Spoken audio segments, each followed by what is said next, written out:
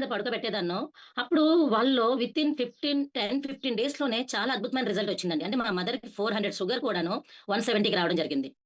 అలాగే నాకు షాక్ అనిపించింది. అంటే యాక్చువల్‌గా మా మమ్మీకి క్యాటరాక్ట్ సర్జరీ చేయించాలి. షుగర్ ఎక్కువుందని వాళ్ళు పోస్ట్‌పోన్ చేశారనమాట. ఎప్పుడైతే 15 డేస్‌లో ఇంత ఇదొచ్చిందో మళ్ళీ టెస్ట్ చేయించేసరికి షుగర్ లెవెల్ అసలు తెలిసి సర్జరీ కూడా చేయించాను. ఆఫ్టర్ థట్ మా మదర్ ఎక్కువ ఫాస్టింగ్స్ చేయడం వల్ల గ్యాస్ట్రిటిక్స్ ప్రాబ్లమ్ వల్ల ఓవర్ వెయిట్ అయిపోయారనమాట. అంటే మోకాలు నొప్పులు ఆల్రెడీ నీ పెయిన్స్ కూడా ఉన్నాయి.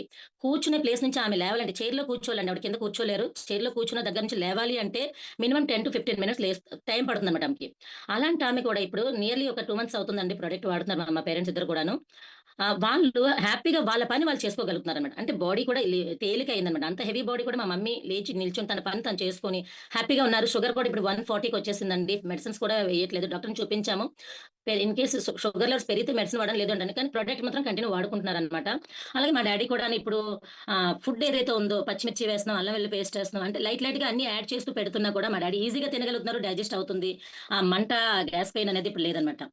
అలాగే నా వరకొచ్చేసరికి నా ఫ్యామిలీలో మా హస్బెండ్‌ని చూసుకునేసరికి మా హస్బెండ్ కూడా నీ పెయిన్స్ ఉండేవండి.